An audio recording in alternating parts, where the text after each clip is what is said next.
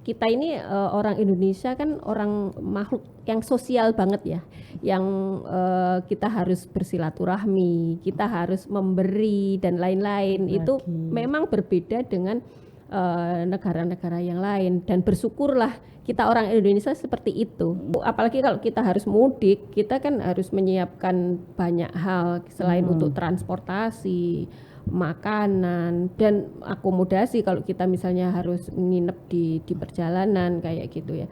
Jadi benar-benar uang THR yang kita miliki ini harus kita kelola dengan baik. THR itu kan sebenarnya kan kayak uang tambahan ya, itu kan uang tambahan untuk kita. Nah kalau kita kebutuhannya belum banyak, ya jangan dihabisin, itu langsung sisihkan aja. Misalnya 50%, kalau lajeng saya kira masih itulah, masih bisa lah masih gitu ya. Luas lah ya. Iya.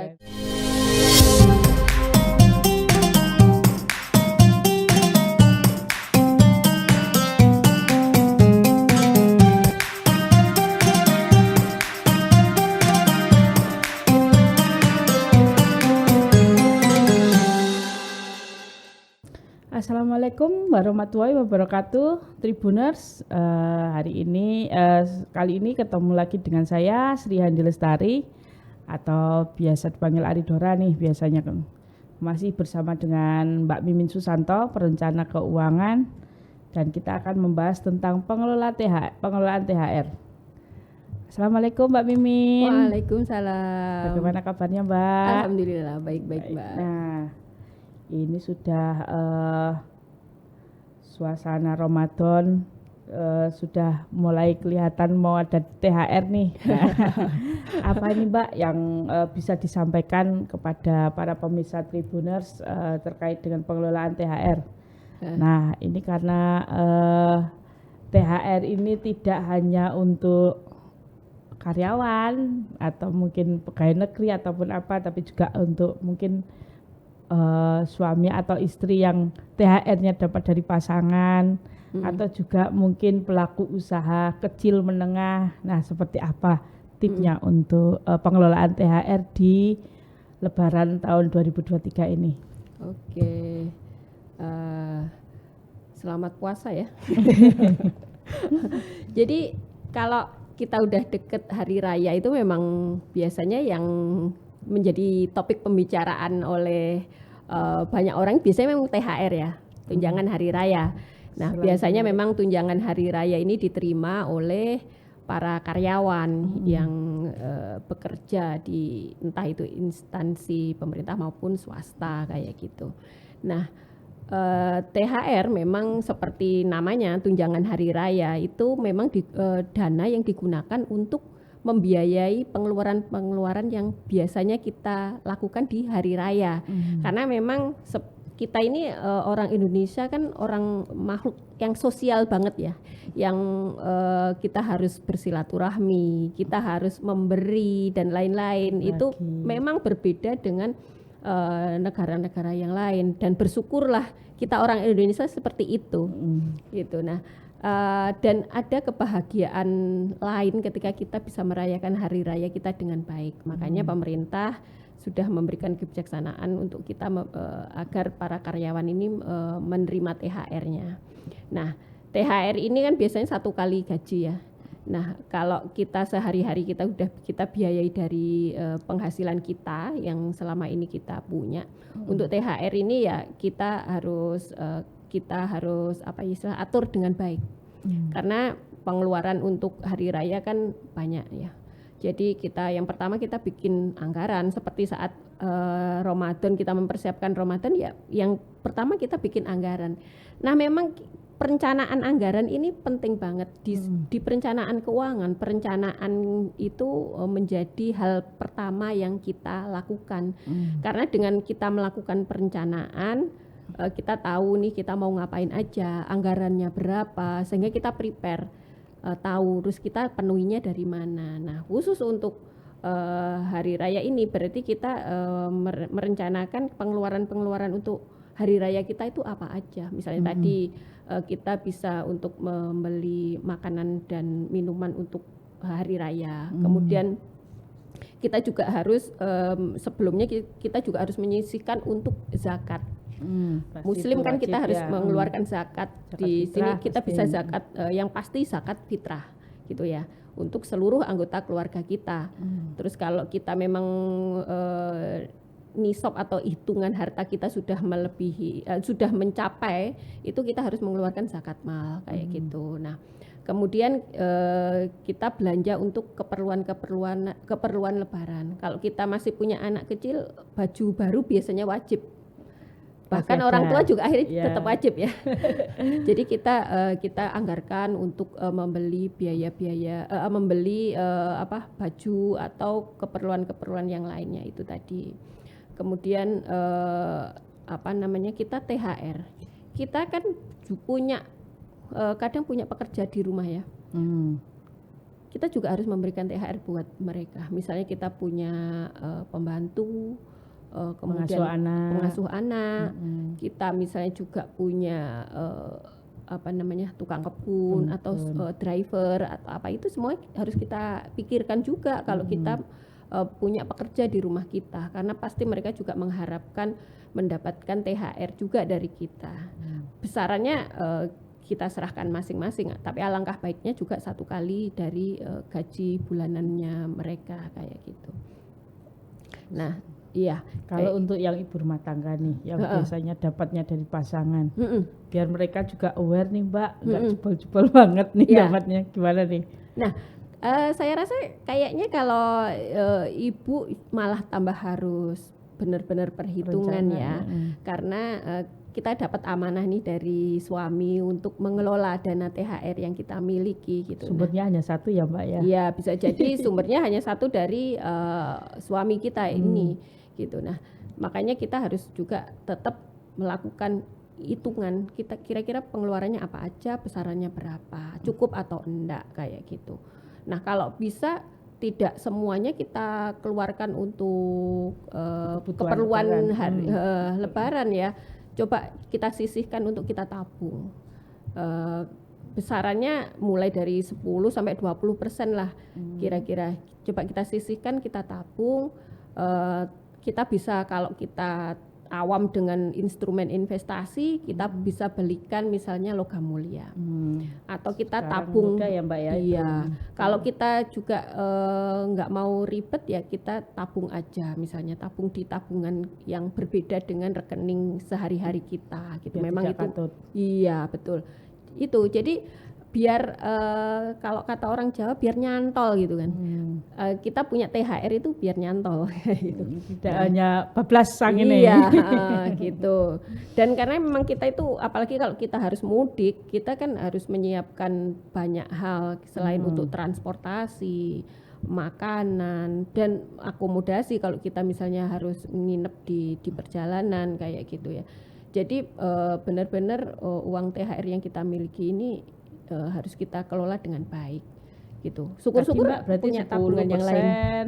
20% untuk pengeluaran pasti ya, zakat fitrah, mal dan sedekah dan sebagainya. Kemudian yang 20% untuk investasi. Sisanya untuk kebutuhan. Iya, betul. Nah, kebutuhan itu tambahan sedikit Mbak, trennya seperti apa sih untuk kondisi saat ini? Apakah karena setelah pandemi kemarin itu mungkin nggak ada perbedaan kebutuhan belanja? Kalau dibandingkan sebelum, apakah akan sama? Soalnya sekarang trennya juga banyak ya Mbak ya, penawaran baju seragam keluarga.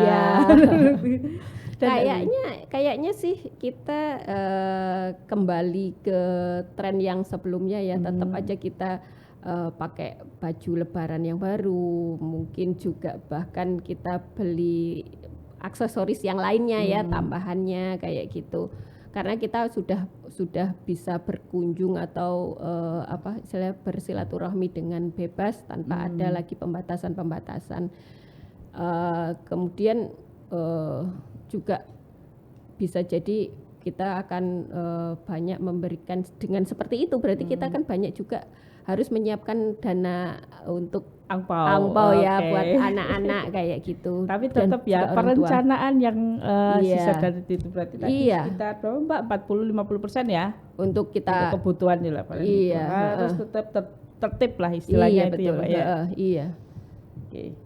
Menarik itu, Mbak. Terus kemudian terkait dengan masih dengan THR ini. Tadi sempat Mbak Mimin menyebut investasi bagus hanya bisa untuk tabungan aja ke logam mulia. Logam mulia itu memang paling mudah Mbak atau gimana? Sebenarnya Biar untuk THR-nya nggak jebol nih. iya, jadi kalau kita ngomongin tadi kita coba sisihkan 10-20% kita coba untuk investasikan ya. Pilihannya itu kan kita mau tabung biasa di rekening bank kita atau kita mau belikan logam mulia biar paling tidak kita tahu ya. Sebenarnya logam mulia ini kalau saya bilang bukan untuk investasi. Kita hanya untuk menjaga nilainya aja dari inflasi. Safe haven lah istilahnya. Iya betul. Karena kalau kita hanya tabung di rekening bank kan terkena saya terimbas inflasi ya. Ya betul. Karena bunganya juga tidak seberapa tapi inflasinya di atas bunga itu gitu kan. Terus masih ada pajak bunganya juga kayak gitu. Nah, kalau kita taruh kita belikan logam mulia dan kita istilahnya biarkan selama beberapa tahun ke depan itu kan masih nilainya itu masih ngikutin gitu, masih ngikutin nilai jadi istilahnya naik pun ikut naik ya Mbak iya, ya. Betul. Gitu. Tapi bukan jangka pendek ya. Jadi itu jangka panjang. Tapi kalau kita mau invest yang lebih istilahnya lebih nyoba mau belajar invest di tempat yang lebih bagus, sebenarnya kita bisa belajar reksadana. Karena di reksadana kita juga bisa milih misalnya kita kalau nggak mau yang berfluktuasi kita taruh di pendapatan tetap istilah atau kita mau ditempatkan di pasar uang kayak gitu. Kalau di pasar uang itu sebenarnya kayak kita tabungan di bank, cuman bedanya bunganya itu lebih tinggi dan tidak ada pajaknya kayak gitu. Tapi kita memang harus belajar lebih. Tapi kalau kita pingin hasilnya lebih bagus, kita bisa coba reksadana saham misalnya kayak gitu. Ya jadi tapi untuk awal cocok yang THR-nya 2 ya, yang pasangan biasanya keluarga sudah dua-duanya kerja kan mesti ya. Atau juga lajang nih Mbak yang udah THR-nya biasa coba nih. Nah.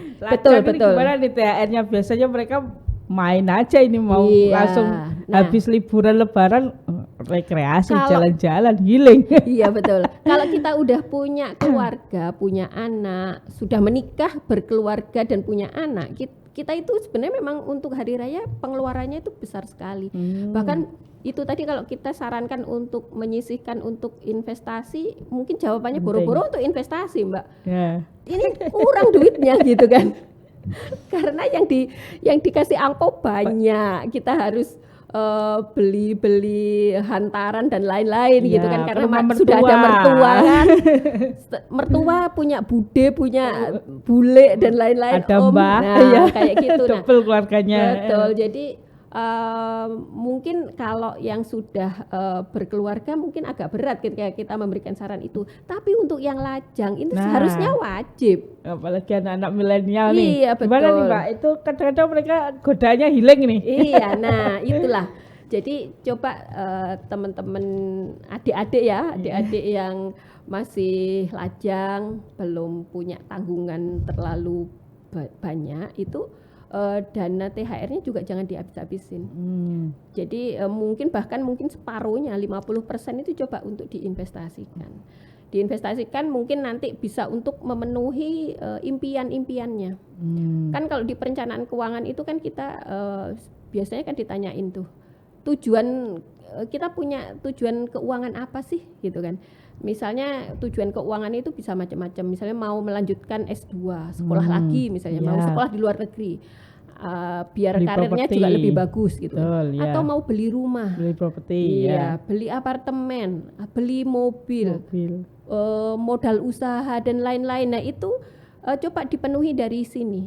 Ini kan sebenarnya sejak awal ya juga dari kesempatan ketika mendapatkan THR ini bisa dimanfaatkan untuk target-target tersebut. Betul. THR itu kan sebenarnya kan kayak uang tambahan ya. Itu kan uang tambahan untuk kita. Nah, kalau kita kebutuhannya belum banyak, ya jangan dihabisin. Itu langsung sisihkan aja. Misalnya 50%. Kalau lajang saya kira masih bisa lah masih gitu ya. Luas lah ya. Iya, kita sisihkan 50% langsung kita investasikan. Sebelum kita tahu ilmunya, taruh aja di rekening yang terpisah, rekening bank. Baru kalau kita udah tahu ilmunya, kita mau invest di mana, baru. Termasuk invest untuk biaya nikah. Betul. Apalagi sekarang ini harus menyiapkan ini. Iya. Walaupun misalnya belum punya calon ya. Iya. Jadi sudah ada modal gampang biasanya Mbak. Iya, betul. Walaupun trennya sekarang nikah minimalis, anak milenial sekarang, tapi tetap ada ya penyisian itu tetap ada. Tetap. Perencanaan anggaran itu. Iya. Perencanaan anggaran itu banyak yang kadang-kadang mengatakan sulit, Mbak. Sulitnya gimana? Apa sih perencanaan itu? Kadang ada yang, waduh, kita kadang merencanakan tambah jebol. Maksudnya, tapi cara membuat kita konsisten sama perencanaan itu, apa Mbak itu yang penting? Iya. Jadi kan di perencanaan keuangan itu kan memang yang pertama kali yang ditanyakan tuh sebenarnya yaitu tadi punya impian apa ya itu gitu tadi kan. ya. Dan saya yakin semua orang pasti punya impian yang pengen diwujudkan kan. Nah, impian ini dijadikan menjadi tujuan finansial. Jadi financial goal istilahnya. Kita hitung tujuannya seberapa. Kalau tadi tujuannya adalah pingin punya dana untuk menikah, misalnya mau menikahnya seperti apa sih? Kira-kira butuh biaya berapa itu? Misalnya pingin menikahnya di hotel atau di resort gitu ya. Di Turki. Nah itu coba dihitung. Kira-kira kebutuhannya berapa? Dijadikan rupiahnya. Jadi kalau misalnya sekarang ini kita mau menikah seperti impian kita itu butuh dananya misalnya 100 juta. Terus kita mau menikahnya berapa tahun lagi? Misalnya kita 2, 3 atau 5 tahun ke depan menikahnya. Ya udah berarti kita coba lihat tuh kira-kira inflasinya berapa gitu. Nah disitulah kita akan bisa tahu fokus kebutuhannya berapa. Kalau saya yakin kalau sebenarnya kita tahu ketika ternyata butuhnya sekian rupiah misalnya, pasti kita akan berusaha untuk disiplin untuk menyisihkan fokus. Kalaupun misalnya ya di tengah jalan mungkin ada godaan sedikit-sedikit. Nah, begitu inget, oh ya aku kan pengen menikahnya seperti impianku, gitu ya. Ya udah langsung kembali lagi ya, kembali ke jalan yang benar lagi gitu kan. Jadi intinya sebenarnya bukan berarti kita males bikin perencanaan toh nanti aku juga nggak bisa nggak bisa untuk menjalankannya. Kita bikin perencanaan itu sebenarnya biar kita bisa mewujudkan. Tapi kalau kita tidak, tapi kalau kita sama sekali tidak merencanakan, sebenarnya kita sudah merencanakan untuk gagal. Impian kita tuh gagal gitu. Tapi kalau kita sudah merencanakan, kalaupun gagal tidak sesuai impian, minimal adalah sekian persen sudah bisa diwujudkan gitu kan. Gitu sih sebenarnya pentingnya sebuah perencanaan itu di situ. Oke pemirsa Tribuners, ini tadi ngobrol tentang pengelolaan THR sampai lanjut ke fokus bagaimana biar kita tuh sama perencanaannya bisa on track, tidak perlu kemana-mana. Kalaupun ada batu ganjalan ya sebentar aja lah, harus kembali lagi gitu ya Mbak Mimin. Iya betul. Oke. Tadi sudah banyak sih, terima kasih Mbak Mimin mulai terkait dengan pengelolaan THR. Kita akan jumpa lagi ke materi selanjutnya dengan Mbak Mimin dalam waktu selanjutnya. Sekian, assalamualaikum, waalaikumsalam warahmatullahi wabarakatuh. Waalaikumsalam warahmatullahi wabarakatuh.